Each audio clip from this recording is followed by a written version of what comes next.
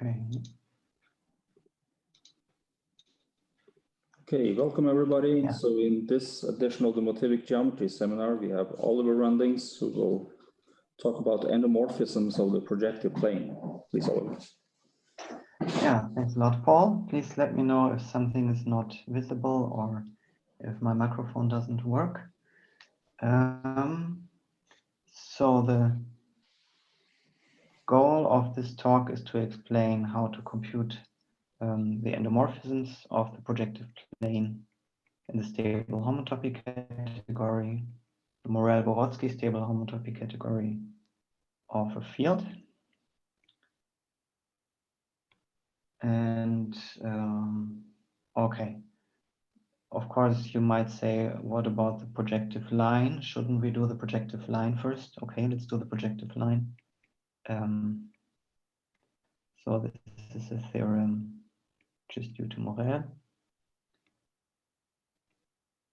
So I choose a base point for the projective line, which then defines also a base point for the projective plane. So if we take the endomorphisms here, this is isomorphic to the Röndigs ring.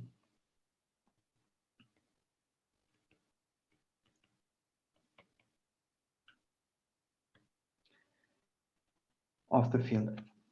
And of course, Morel computed much more than that, but sort of just as a starter. So can we now do the projective line? Projective plane. And let's do something slightly simpler, which, okay, let me attribute it to Voevodsky. So we can look at the motive of projective space, and this here splits. And in particular, we can compute the endomorphisms of the motive of the projective plane in the derived category of motives over F. But here the F doesn't really matter.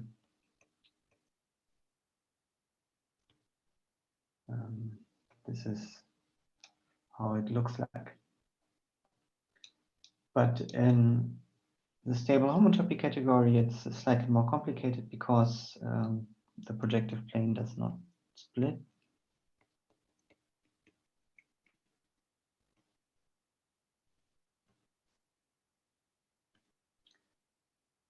So one way to define the projective plane is that it's a cone on an interesting and non-trivial map, stably non-trivial map. And this is the canonical map defining the projective line. This here being the inclusion, and the co-fiber sequence continues. Let me call the quotient map Q. So this goes to the suspension of A2 minus 0. Okay, and yeah, let me introduce some maybe stupid notation. So S1 is S1, and we have another S1. This is GM pointed by 1. So P1 I will then write as S1 plus 1, and for example A2 minus 0. This is then S1 plus 2.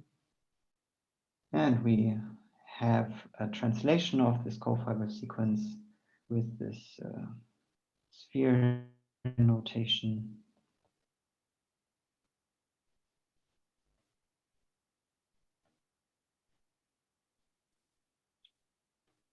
Oliver, by S upper brackets 1, you mean unpointed GM or pointed GM? Oh, pointed. Or everything is pointed? Everything's pointed. Yeah. Okay. Thank you. Wunderbar. Yeah. Okay. Let's see. And yeah, we have this this co-fiber sequence. So let's just use this co-fiber sequence and go ahead and compute with it. So now I have to write down a big diagram. Let's see how big that will be. Maybe I'll just switch to the next page because it's going to be very big and ugly. Okay, so we want to compute the endomorphisms. I leave out the F here, and we have a long exact sequence.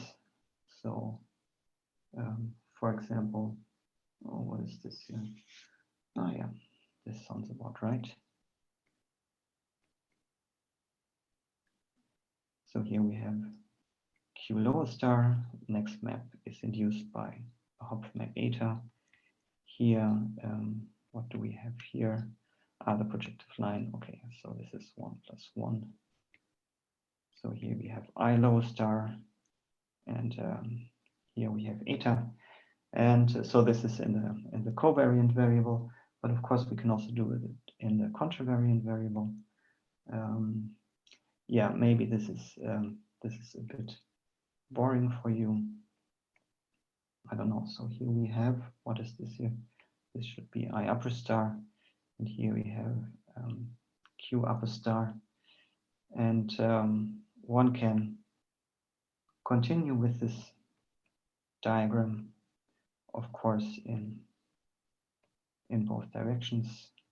Here we have eta, here we have eta. Okay, I guess you get the idea. And you may ask yourself, why doesn't he do this more systematically? Okay, so let's do this more systematically. What really comes up here are some co-homotopy or homotopy modules of the projective plane. So we should try to compute these. And we don't need that many. We have to compute pi star of P2 for, yeah, the first star at most 2. This is how it looks like. So that's the question. And we have a connectivity result, which is due to Morel.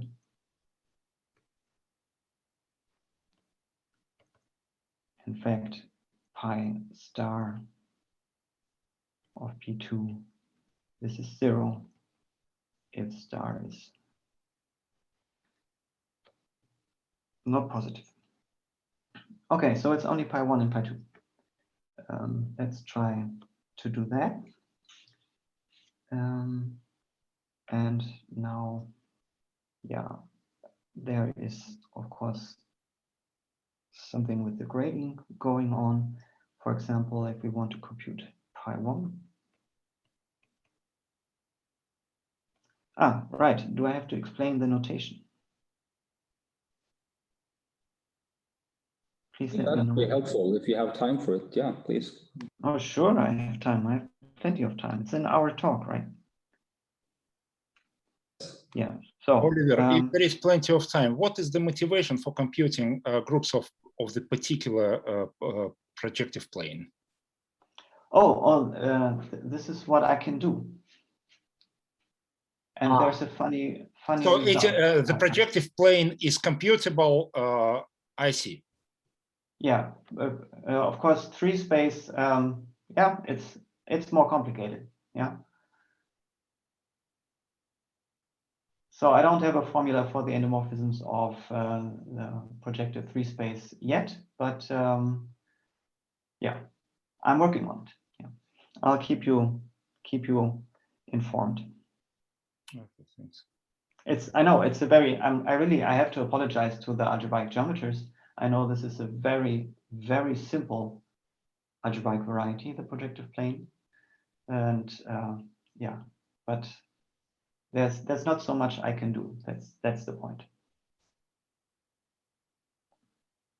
Okay, what is this notation? Okay, I'm computing stably, So if I have two integers, s and w, pi s plus w in brackets of, yeah, anything. Yeah. Let's take some Motivic spectrum.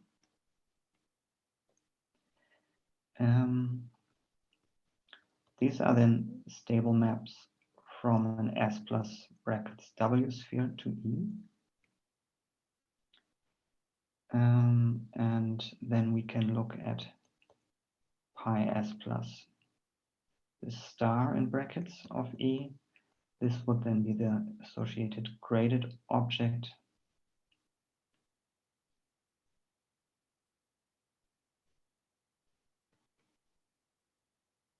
And this hopefully explains this notation regarding the homotopy groups, or yeah, maybe they should rather be called homotopy modules. Yeah, there's the option of taking the Snevich sheaves here, but let me just stick to this for now. And right, the sphere spectrum, let me call it 1. And Morel computed over a field that the 0th homotopy module of the sphere spectrum is the Milnovit K-theory over this field. And this is, of course, basic input. In particular, all the homotopy modules here will be modules over the Milnovit K-theory. And there's this sign shift in the grading, which tends to confuse me. And I hope I'll get every formula here on the tablet in the correct fashion. Please interrupt me if there's something wrong. Okay, let's see, where was I? I was there. Okay, yeah, we have to start with pi 1. So we have pi 1 of the projective plane, and then we have map Q low star, and this here goes to pi -1 plus star -2 of the sphere spectrum, and this here is 0 using connectivity. What maps to there? Pi 0 plus star -1 of the sphere, and this is what was computed by Morel. And mapping in here is the Hopf map eta. So we have a computation of pi 1.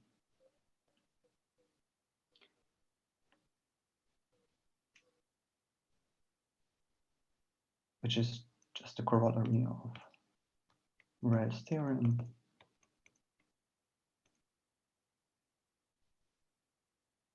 Yeah, maybe I don't want to write this star all the time and leave it to you to. Maybe I do. Okay.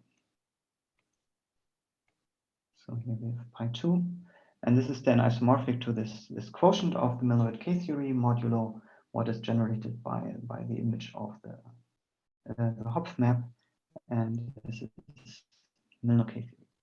And here we have minus star +1 of the base field. Okay.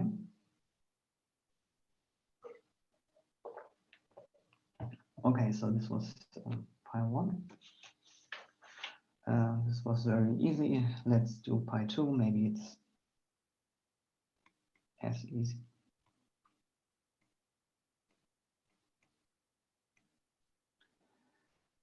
Okay, and we use the same maps, of course. Q low star, I low star. So here we have pi 0 plus star, oh wait, star minus 2 of the sphere, and then we have eta. And here we have pi 1 plus star minus 1. And here we have eta. Okay, so this gives us a short exact sequence. And here on the left-hand side, we have a quotient. As before, where you multiply with eta.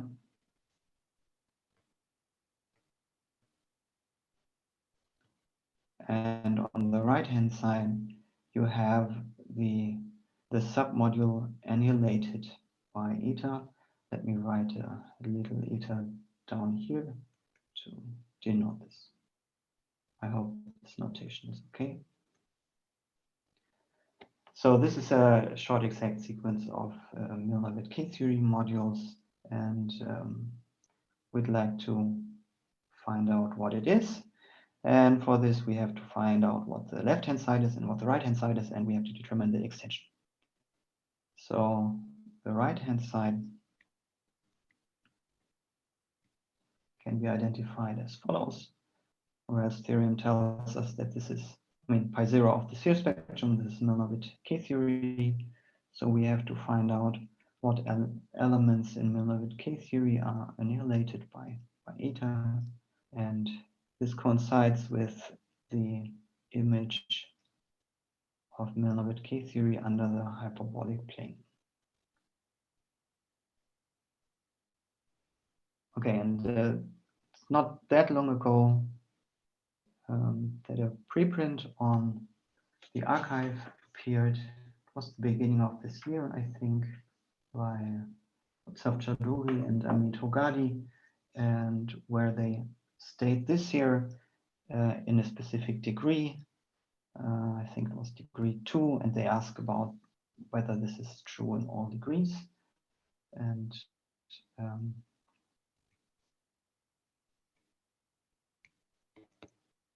let me convince you that this is actually the case, unless you want to stop me from doing so. Say go for it. Nothing's happening in the chat. Okay, I see no complaints so far. So h times eta is 0. It is clear that we have containment.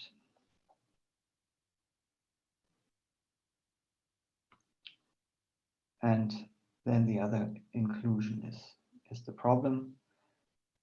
So let's use some exact sequences induced by the Wood co-fiber sequence, or the very effective version of the Karoubi sequence. I don't know what the best name is. So we have the very effective cover of Hermitian K-theory. Right, okay, sorry, I forgot about this. So characteristic of the field is different from 2. Okay? Yeah, very sorry. We have the forgetful map to the very effective cover of algebraic K-theory. And this is actually the cone given by here multiplication with the Hopf map.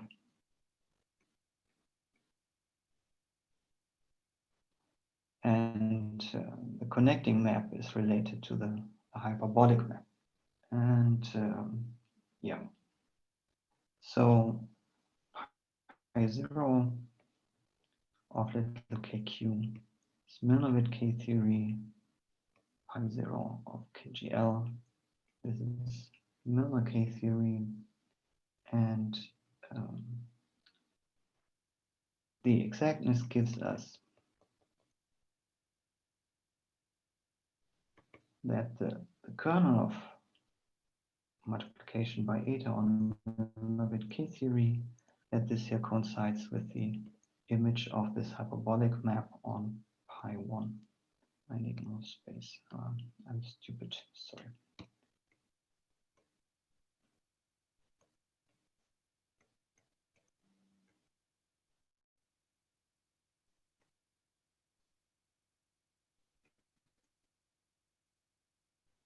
Where do I have to go? To pi 0. Okay. So we have to compute this image. Let's see.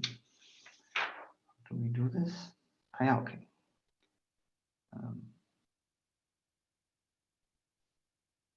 So let's look at pi 1 of KGL, and let's use the slice filtration. So we have a map going to pi 1 of the 0 slice of KGL, and the next term is then 0. And here we have pi 1 of the first effective cover of KGL, but this is just a P1 suspension of KGL. By what periodicity? Okay, and we have the hyperbolic map going to pi 1 of P1 suspension of KQ. So let's also take 0 slices here, then we end up with 0 here, and we end up writing the same here.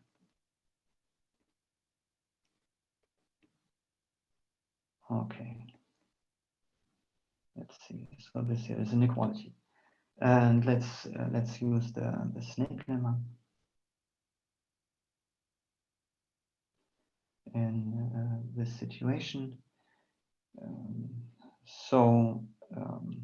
I mean, we would like to know that the image of the hyperbolic map here, the map in the middle, that this is the same as the image of the map on the left-hand side. Yeah, and this will be the case if the quotients coincide, and the map on the quotients will be an equality if the map from the kernel here of the hyperbolic map to pi 1 of S0 of KGL, if this is surjective. But this is the case. Here we have pi 1 KQ mapping here via the forgetful map, and the 0 slice of KQ is the same as the 0 slice of KGL, and one can compute that this map here is a surjection. And so the image of this hyperbolic map in the middle is actually the same as the image of this map on the left-hand side, but this here is just Milnor K-theory. So it's a Milnor-Witt K-theory module generated by one element, a generator is, for example, 1 in degree 0. And where is it mapped to?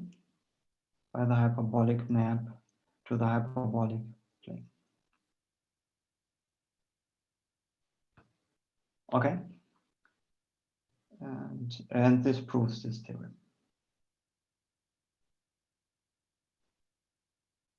Okay, before you proceed, Oliver, there's a comment in the chat. Do you see that, or maybe a question from Tom? Okay. Is this obvious? Maybe this is also obvious. Yeah, I don't know. As I said, I also thought that this is quite clear, but then I noticed that there's this preprint where it's not stated explicitly, and then I thought let's make an argument, and this is one argument, and probably this is yeah, this looks like another argument, right? What about characteristic 2? Does this equality hold in characteristic 2 using this equality in the chat? Yeah, I don't know.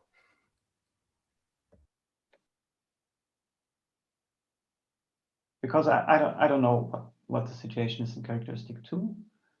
And it would be nice to find out, but yeah, maybe it's not so important right now. Because I have to exclude characteristic 3 soon anyhow.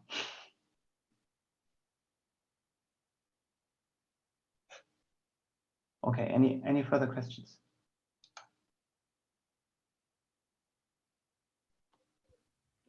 Wait, so does your proof work in characteristic 2? No, I don't think so. Not yet. Yeah. Last week we've seen that people are working on this spectrum in the Hermitian K-theory spectrum and arbitrary characteristic. But even if we have this, and I mean we have this, then the question is what kind of properties do you need about the spectrum? And it's really not clear to me in characteristic 2. Okay. Yeah, maybe I should continue. So this, right, where was I? I'm sorry. Right, I was dealing with this short exact sequence, and I think we have a green light on this here. So let's look at the other side. But this follows from the computation. Yeah, maybe I'll write it as just as a corollary.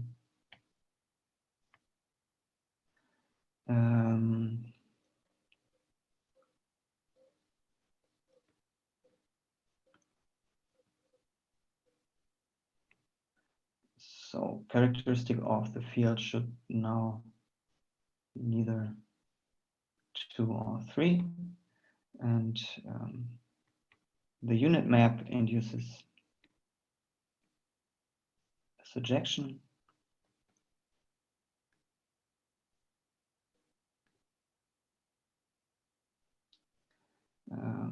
From pi1 modulo eta pi1 to pi1 kq modulo eta times pi1 kq,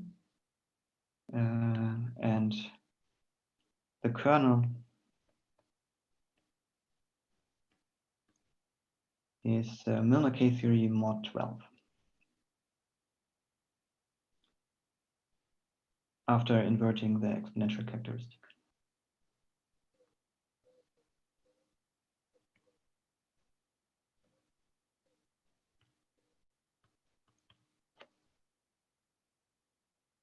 Okay, and the generator for this Milnor K-theory module is the second Hopf map nu.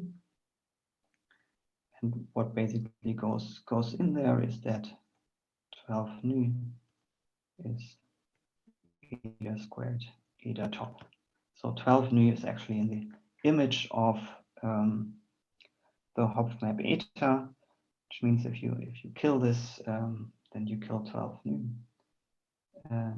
So that's how it looks like. And then we have this, well, yeah, some description of this left-hand side. Let me maybe write down the sequence once again.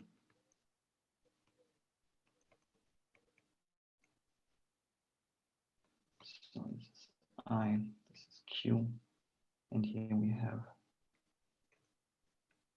pi0 coming up. Okay, and we would like to identify this extension, and this can be done using a Toda bracket computation, because this is how the projective plane is defined by the cone on eta. And right, what is this here? This here is H times Milnor K-theory. So we want to know how eta relates to the hyperbolic map in a secondary composition. And this can be determined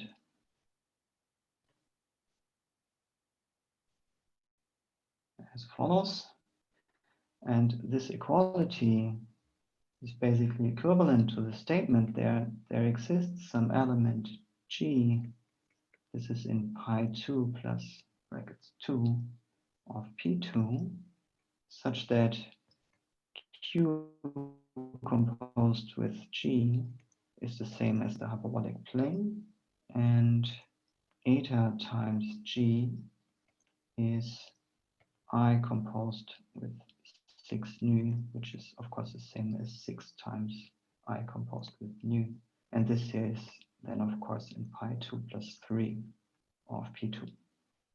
So this group here, pi2 plus brackets 3 of P2, this is Z mod 12, and the element here is then the unique element of order 2. Yeah, and it turns out that this determines this extension as an extension of Milovic K-theory modules. Okay, and this is, yeah, this computation of P1 and P2. So let's now go to the endomorphisms. Okay. Field as above, and we look at the endomorphisms, but now as a homotopy module, so we're allowed to suspend with GM. And then here we have on the right hand side induced by I upper star, or given by I upper star, a map to P1. Let's see, we have to be careful with the grading now. I think this is star -1, P2. And usually I'd have to take the submodule annihilated by eta, but this here is already all eta torsion. This is Milnor K-theory minus star. And here on the other side we have pi2 of P2 modulo stuff, which is a multiple of eta.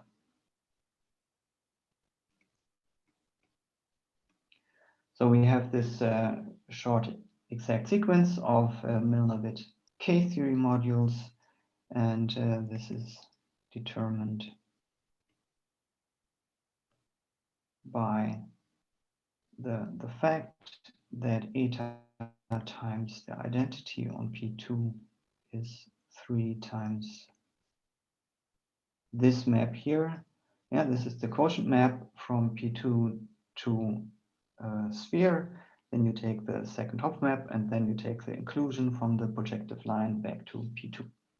This is an endomorphism, and you might think it's a stupid endomorphism, but this endomorphism is there, and it's eta times the identity, so maybe it's not so stupid. And in fact, this endomorphism is of course already visible under complex realization. Okay, let me sketch why this is the case. So we have to determine an extension, and now the module here on the right hand side, this is a simple Milnor K-theory module. So whatever Milnor K-theory module, of course graded, we enter here the extension. The group of extensions can be identified. You take the H torsion in A degree -1, factor out the stuff that comes by multiplication with eta from A0. Yeah, so this is Morel-Voevodsky K-theory grading. So when you pass to homotopy, you have to multiply with -1. And this, yeah, you basically get from the defining sequence for Milnor K-theory as a Morel-Voevodsky K-theory module from the sort of canonical sequence and this theorem that I mentioned, that the eta torsion is generated by H. Okay, and we want to look at this in a very special case where A is pi2 of P2. So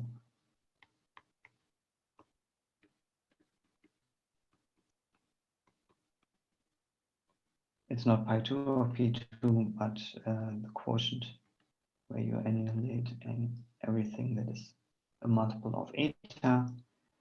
So we don't have to worry about the stuff in the quotient here. And you only have to worry about the H torsion, which then becomes 2 torsion. And what happens in this degree? So here, I hope I didn't make a mistake with the grading. So this should be pi2 plus 3 of P2 modulo this here.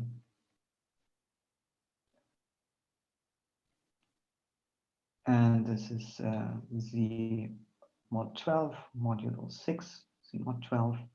So this is isomorphic to Z mod 6. And there's a unique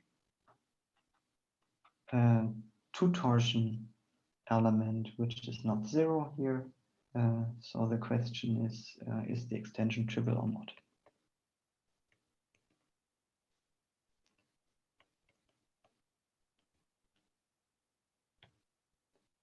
Of course, these are the favorite questions, yes or no. So let's try to compute this. And again, total brackets can help. Basically the same total bracket, but now H is now factored, right? We have this element G in the homotopy model for P2, such that when we apply the quotient map, we get H. So this we can use. And we already know this total bracket. So let's look at eta Q and eta times the identity on P2. And let's perform this composition. Then the rules for total brackets tell me that this is contained in this here. And this last map is the same as G composed with eta. And then this total bracket is contained in this here. But this is, yeah, the total bracket that is there. And it does not contain 0. So the extent.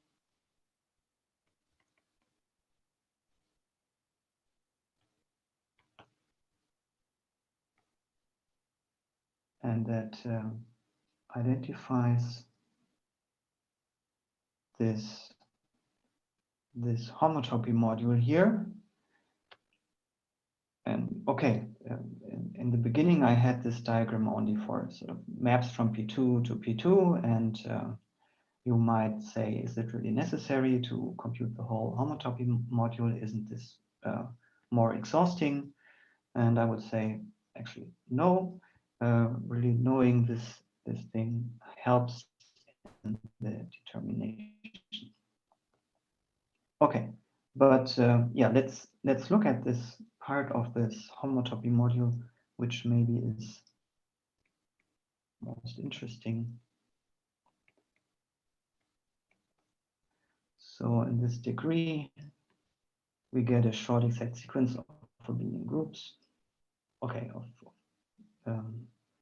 modules over the golden grid ring of the field, but in particular of abelian groups. And here we have the group of integers disguised as a 0th Milnor K group, but which is actually disguised as a certain homotopy group of P2. And the generator, canonical generator here, is the inclusion from P1 to P2. Okay, and what is the kernel? This kernel comes from P2, pi2 of P2. Oh, sorry, I'm always getting these mixed up. So in this degree, it looks as follows. There's this abelian group has a copy of the integers generated by this element G. And then there's the first Milnor K group of the field modulo 6. And this here is Q upper star. And this here is I upper star. Okay, so here on the right-hand side, we have the group of integers. So as a sequence of abelian groups, this splits. And of course, we can split it in a very nice way because we have the identity, our favorite endomorphism of the projective plane. And using I upper star, this hits the generator on the right-hand side. So this gives us a splitting. And in particular, if we have an endomorphism X, we can write it down as x1 times the identity, where x1 is an integer, or maybe the rank of a virtual quadratic form, and then we have x2 times G composed with Q, and then we have x3, and x3 is now a unit modulo 6 powers. And what is this here? This should be this. Okay, this is how the elements look like. And now what is a fun exercise is to compose two endomorphisms. I don't know, should I do this live on the tablet, this computation? Or Sounds should it be an good. exercise? Sounds good, Oliver. There's also a question for you in the chat, if you can have a look at that. Yeah, what is G? Okay, sorry, so G is the element that lifts H. Where do I have to go? I have to go here, right. So there exists some element G in pi2 plus 2, such that when I compose with Q, then I get the hyperbolic plane, which is sort of the canonical generator here on the right-hand side. That's the element G. So in this specific degree, here on the right-hand side, again, we have a group of even integers. That's where the G comes from. Okay. Yeah, I think now I have to make this computation. I still have plenty of time, it seems. I knew this. Oh, wait. What is Q and what is G? I'm getting all confused. Sorry. This must be G.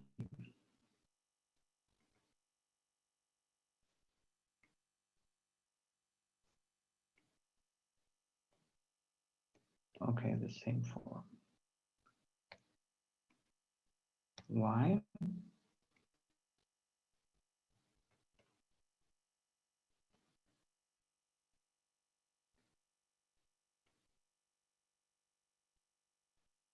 And yeah, composition is bilinear.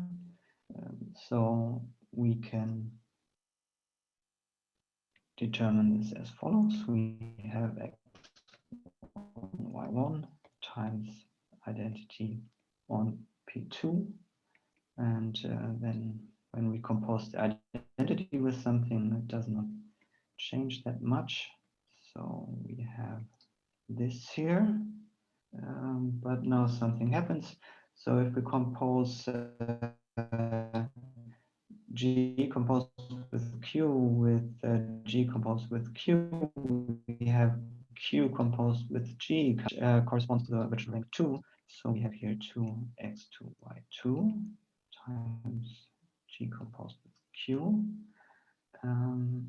Yeah, and then we have the remaining part, x1, y3 plus x3, y1. And now the following happens here when we compose here, we get another, first the inclusion, then the quotient map. This is of course 0, but the quotient map and then the inclusion, this again gives us the number 2 here. So we have 2x3 y2. Oh no, this was the wrong composition. Sorry. Right. Sorry. We compose. I'm really sorry. I'm screwing this up. It was meant as an exercise. Yeah. So when we compose these two, we have Q composed with G, so we get another copy of the hyperbolic plane, and then we get the number 2 here. Sorry. And here we have this. Okay. So because of this funny thing, we see that the endomorphism ring is not commutative if the field is sort of complicated enough. Well, how complicated does it have to be? Well, here you have a unit mod 6 powers, and then you square it, right? So if you find a field where this is not the trivial element, for example, the field of rational numbers, then you're fine, and then this composition is not commutative.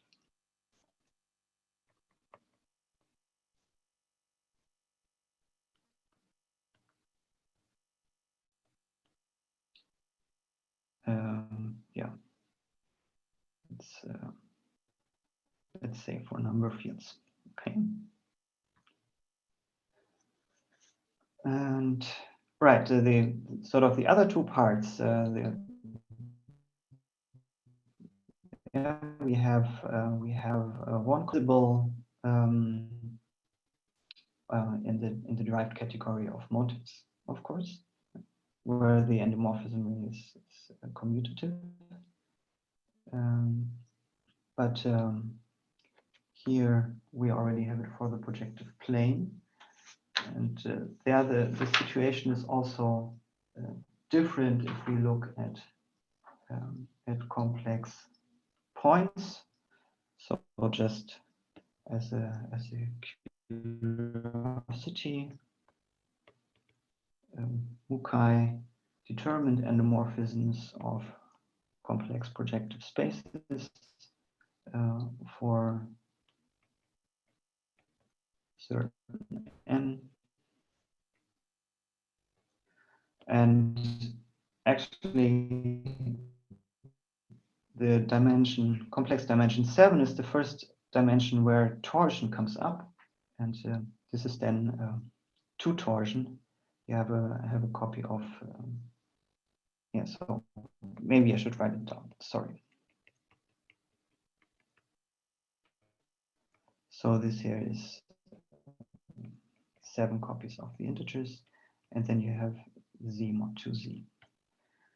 But this here is only an isomorphism as an abelian group. And and he's not specific about the ring structure, but I think the ring structure is still commutative, and I have no idea how this looks like in high dimensions. Okay. Yeah. Oliver, there's more activity in the chat. Can you take a look at that, please? Okay. Okay, does not involve quadratic forms. Yeah, well, yeah, in some sense, you there only see the ranks of quadratic forms. That's true. And to Kirsten, yeah, these computations are all stable here. So of course, one can also think about how this looks like unstably. I have only limited information, and in fact, I was sort of hoping for two of Kirsten's co-authors maybe coming up here, because what you see is the number 6 appearing in this statement here, and I have the feeling, but I cannot prove it yet, that this number 6 is the same 6 that comes up in the degree 4 case of Suslin's conjecture.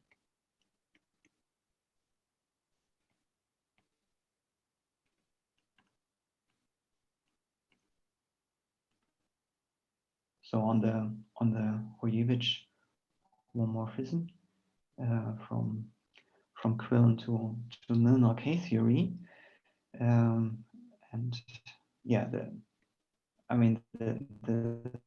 statement in degree 4 would be this Voevodsky homomorphism from Quillen to Milnor K-theory in degree 4. This has as image the co-kernel. Maybe I should write it like this. Co-kernel is Milnor K4 modulo 6. Yeah, and I would like this 6 here to be the same 6 that comes up. Yeah, maybe not in this statement. Maybe in this. I didn't write it down explicitly. Okay. It's basically, it should be this 6 here, right? But I couldn't make this work yet. So if someone of you can make this work, please let me know. This would be an honest application of this result. Okay, I guess that's it. Thanks a lot. Thanks a lot, Oliver.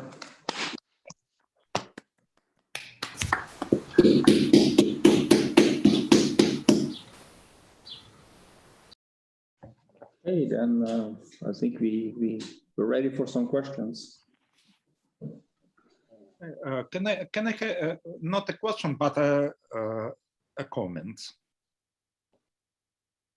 Sure. Yeah.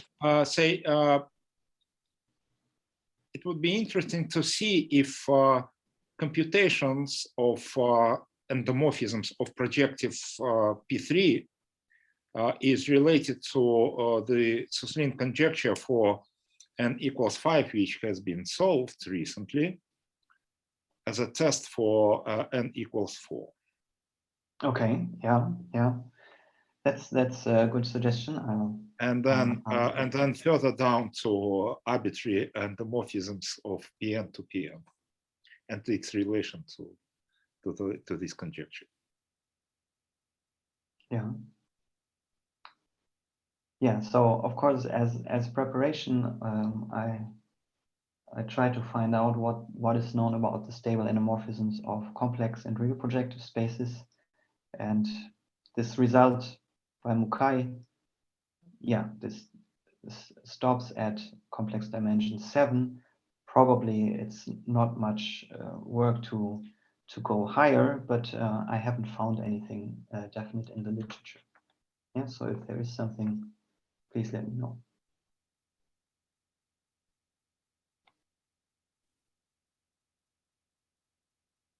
But of course, for fields where n factorial will be invertible.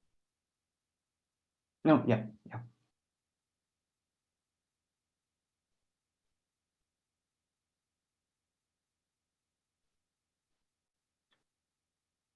Okay, great. Just go ahead with more questions if there are any.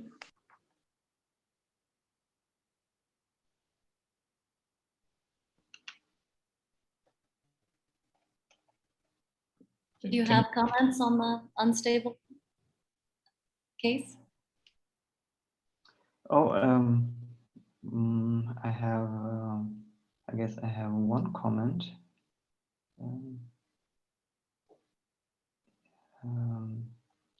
Yeah, maybe so. So this was another reason why I thought that it might help in this Suslin conjecture case. So I have this stable computation, pi2 plus 3 of p2. That is C mod 12, and then pi unstable 2 plus 3 of p2. Yeah, of course, you can relate this to pi2 plus 3 unstable of a3 minus 0. So this here is a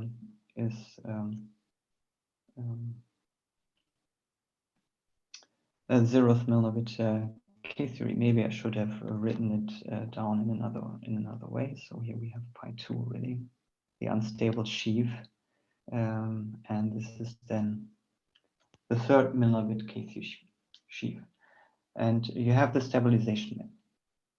Maybe I should, yeah, okay, in degree 3. So in degree 3, which means you take the third contraction of this Milovich K-theory sheaf, so you get the Goldnick-Witt ring. It has a generator. Where does the generator map to? The generator maps to 2. That's information, some information I have.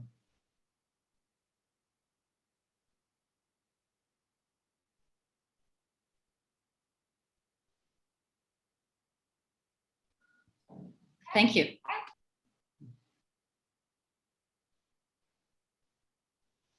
Okay, you're welcome.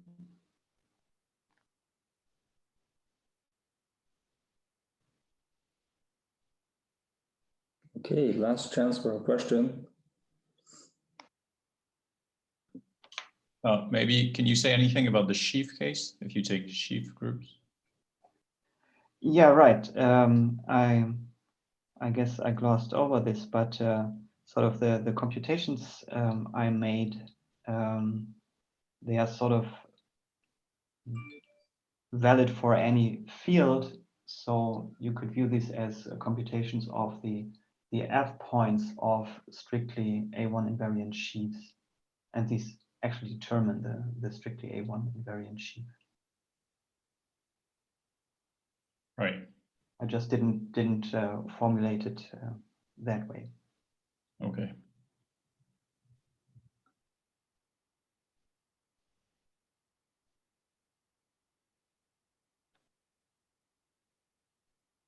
Okay. Any further questions?